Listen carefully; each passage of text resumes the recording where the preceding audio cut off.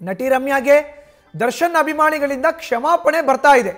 ಅಶ್ಲೀಲ ಮೆಸೇಜ್ ಮಾಡಿದವರ ವಿರುದ್ಧ ರಮ್ಯಾ ಸಮರವನ್ನ ಸಾರಿದ್ರು, ಕಾನೂನು ಸಮರವನ್ನ ಸಾರಿದ್ರು. ನೇರವಾಗಿ ಪೊಲೀಸ್ ಸ್ಟೇಷನ್ಗೆ ಹೋಗಿ 43 ಅಕೌಂಟ್ಗಳ ವಿರುದ್ಧ ಕಂಪ್ಲೇಂಟ್ ಅನ್ನ ಕೊಟ್ಟಿದ್ರು ನಟಿ ಮಾಜಿ ಸಂಸದೆ ರಮ್ಯಾ. ಈಗ ಅದೇ ರಮ್ಯಾಗೆ ದರ್ಶನ್ ಅಭಿಮಾನಿಗಳಿಂದ ಕ್ಷಮಾಪಣೆ ಮೆಸೇಜ್ಗಳು ಬರ್ತಾ ಇದೆಯಂತೆ. ಅಶ್ಲೀಲ ಮೆಸೇಜ್ ಮಾಡಿದವರ ವಿರುದ್ಧ ರಮ್ಯಾ ಸಮರ ಸಾರಿದ್ರಲ್ಲ, ದರ್ಶನ್ ಫ್ಯಾನ್ಸ್ ವಿರುದ್ಧ ಕ್ರಮಕ್ಕೆ ಮುಂದಾದಂಥ ಪೊಲೀಸರು ದೂರು ದಾಖಲಾಗ್ತಾ ಇದ್ದಂತೆ ಬ್ಯಾಕ್ ಟು ಬ್ಯಾಕ್ ಕ್ಷಮೆಯ ಸಂದೇಶ ಬರ್ತಾ ಇದೆ. ನಮ್ಮಿಂದ ತಪ್ಪಾಗಿದೆ, ದೂರನ್ನ ವಾಪಸ್ ಪಡೆದುಕೊಳ್ಳಿ, ನಮ್ಮ ಅಣ್ಣ ತಪ್ಪು ಮಾಡಿಬಿಟ್ಟಿದ್ದಾನೆ, ಬಿಟ್ಬಿಡಿ ಅವನ್ನ, ನಾವು ಬುದ್ಧಿ ಹೇಳ್ತೀವಿ. ಕಿಡಿಗೇಡಿಗಳ ಸಹೋದರಿಯರಿಂದಲೂ ಮೆಸೇಜ್ ಮತ್ತೆ ಕಾಲ್ ಬರ್ತಾ ಇದೆಯಂತೆ. ಕ್ಷಮೆ ಕೇಳಿದವರ ID ಬಗ್ಗೆ ಪೊಲೀಸರಿಗೆ ರಮ್ಯಾ ಮಾಹಿತಿಯನ್ನ ಕೊಡ್ತಾ ಇದ್ದಾರೆ. ಈಗ ಏನು ದೂರನ್ನ ದಾಖಲಿಸಿದ್ದಾರೆ.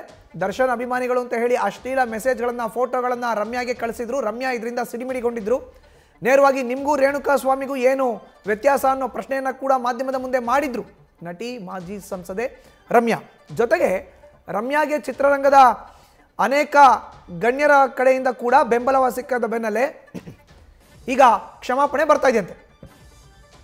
ಹೆಚ್ಚಿನ ಮಾಹಿತಿ ನೀಡ್ತಾರೆ ನಮ್ಮ ಪ್ರತಿನಿಧಿ ಶಿವಕುಮಾರ್. ಈಗ ನೇರ ಸಂಪರ್ಕಕ್ಕೆ ಜಾಯ್ನ್ ಆಗಿದ್ದಾರೆ. ಶಿವಕುಮಾರ್, ರಮ್ಯಾ ದೂರನ್ನ ದಾಖಲೆ ಮಾಡಿದ್ರು. ಈಗ ಅವ್ರ ವಿರುದ್ಧ ಕ್ರಮಕ್ಕೆ ಪೊಲೀಸರು ಮುಂದಾಗ್ತಾ ಇದ್ದಂತೆ ಈಗ ಕ್ಷಮಾಪಣೆ ಕೇಳ್ತಾ ಇದ್ದಾರೆ ಮಾಡಿದ ತಪ್ಪಿಗೆ. ಶಿವಕುಮಾರ್,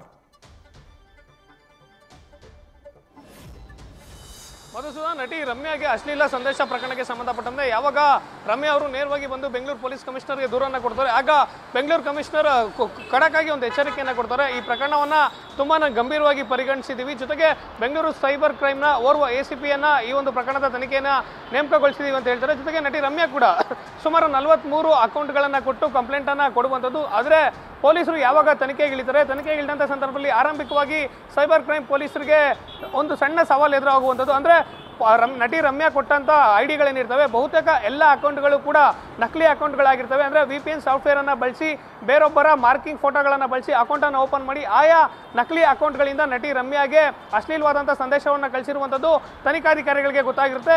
ಆದರೆ ಪ್ರಕರಣದಲ್ಲಿ ಇಲ್ಲಿ ಯಾವಾಗ ಪೊಲೀಸ್ ಅಧಿಕಾರಿಗಳು ಗಂಭೀರವಾಗಿ ತನಿಖೆಯನ್ನು ಮಾಡ್ತಿದ್ದಾರೆ ಅಂತೇಳಿ ಗೊತ್ತಾಗುತ್ತೆ, ಆಗ ಮೆಸೇಜ್ ಮಾಡ್ತಿದ್ದಂಥ ಆರೋಪಿಗಳು ಜೊತೆಗೆ ಅವರ ಕುಟುಂಬಸ್ಥರು ಒಂದಷ್ಟು ಜನ ನಟಿ ರಮ್ಯಾ ಅವರಿಗೆ ಕ್ಷಮಾಪಣೆಯನ್ನು ಕೇಳಿ ಅಪಾಲಜಿ ಸಂದೇಶಗಳನ್ನು ಕಳಿಸ್ತಿರುವಂಥದ್ದು. ಅಂದರೆ ನಮ್ಮ ಸಹೋದರ ಈ ರೀತಿಯಾದಂಥ ಸಂದೇಶಗಳನ್ನು ಮಾಡಿದ್ದಾನೆ, ದಯಮಾಡಿ ಅವರನ್ನು ಕ್ಷಮಿಸ್ಬಿಡಿ, ನೀವೇನು ಕಂಪ್ಲೇಂಟ್ ಕೊಟ್ಟಿದ್ದೀರಾ ಅದನ್ನು ವಾಪಸ್ ಪಡ್ಕೊಳ್ಳುವಂಥ ಕೆಲಸವನ್ನು ಮಾಡಿ ಅಂತೇಳಿ ಸದ್ಯ ಮೆಸೇಜ್ ಮಾಡಿದಂಥ ಆರೋಪಿಗಳು ಅವರ ಕುಟುಂಬಸ್ಥರು ನಟಿ ರಮ್ಯಾ ಅವರನ್ನ ಅಪಾಲಜಿ ಕೇಳುವಂಥ ಕೆಲಸವನ್ನು ಮಾಡ್ತಿದ್ದಾರೆ. ಆದರೆ ನಟಿ ರಮ್ಯಾ ಅವರು ಅವ್ರಿಗೆ ಬಂದಿರುವಂಥ ಅಪಾಲಜಿ ಸಂದೇಶಗಳೇನಿವೆ ಇವೆಲ್ಲವನ್ನೂ ಕೂಡ ತನಿಖೆಯನ್ನು ಮಾಡ್ತಿರುವಂಥ ಸೈಬರ್ ಕ್ರೈಮ್ ಪೊಲೀಸರಿಗೆ ಕೊಡುವಂಥ ಕೆಲಸವನ್ನು ಕೂಡ ಮಾಡಿದ್ದಾರೆ. ಒಂದು ಕಡೆ ಆ ನಟಿ ರಮ್ಯಾ ಅವರಿಗೆ ಮೊದಲಿಗೆ ಬಂದಂಥ ಅಶ್ಲೀಲ ಸಂದೇಶಗಳ ಅಕೌಂಟ್ಗಳೇನಿದೆ ಅವೆಲ್ಲವೂ ಕೂಡ ಫೇಕ್ ಅಕೌಂಟ್ಗಳಾಗಿದ್ರು ಕೂಡ ಸದ್ಯ ನಟಿ ರಮ್ಯಾ ಅವರಿಗೆ ಬಂದಿರುವಂಥ ಕ್ಷಮಾಪಣೆ ಕೇಳಿ ಏನೋ ಒಂದು ಮೆಸೇಜ್ಗಳನ್ನು ಮಾಡಿದ್ದಾರೆ. ಆಯಾ ಅಕೌಂಟ್ಗಳನ್ನು ಪರಿಶೀಲನೆ ಮಾಡುವಂಥ ಕೆಲಸವನ್ನು ಸೈಬರ್ ಕ್ರೈಮ್ ಪೊಲೀಸರು ಮಾಡ್ತಿದ್ದಾರೆ. ಜೊತೆಗೆ ಅವರೆಲ್ಲರಿಗೂ ಕೂಡ ನೋಟಿಸನ್ನು ಕೊಟ್ಟು ವಿಚಾರಣೆಗೆ ಕರಲಿಕ್ಕೆ ಸದ್ಯ ಪೊಲೀಸ್ ಅಧಿಕಾರಿಗಳು ಸಿದ್ಧತೆಯನ್ನು ಮಾಡಿಕೊಂಡಿರುವಂಥದ್ದು. ಮಧುಸೂದನ್, ಧನ್ಯವಾದ ಶಿವಕುಮಾರ್ ನಿಮ್ಮ ಮಾಹಿತಿಗೆ.